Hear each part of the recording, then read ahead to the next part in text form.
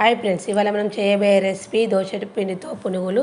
దీనికి కావాల్సింది ఒక బౌల్, ఒక కప్పు దోశ పిండి తీసుకోవాలి. 2 స్పూన్ల మైదా పిండి, 2 స్పూన్ల బియ్యం పిండి, చిన్న కట్ చేసుకున్న ఆనియన్స్, కొత్తిమీర, కళ్యామాకు, పచ్చిమిర్చి, ఉప్పు, కారము, చిటికెడు సోడా తీసుకొని మనం అన్నీ కలిసేటట్టు కలుపుకోవాలి.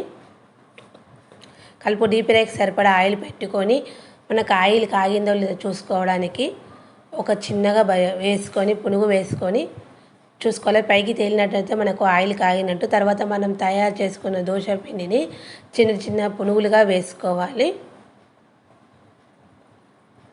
దీనిలో వరిపిండి కలపడం వలన ఆయిల్ అనేది ఎక్కువ పీల్చుకోదు.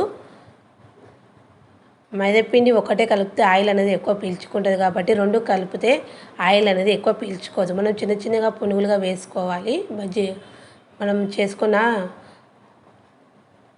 దోశ పిండిని ఇవి మనకు పునుగులు వేగే వరకు వేయించుకోవాలి. పునుగులు వేగాక మనం ఒక చిన్న ప్లేట్లోకి మనము తీసుకోవాలి.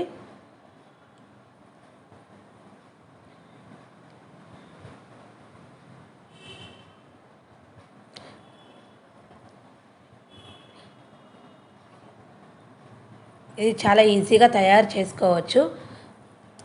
అదేవిధంగా మరలా మనం చిన్న చిన్నగా పునుగులు వేసుకుందాము. ఇవి వేగాక మరలా ఒక ప్లేట్లోకి తీసుకుందాము.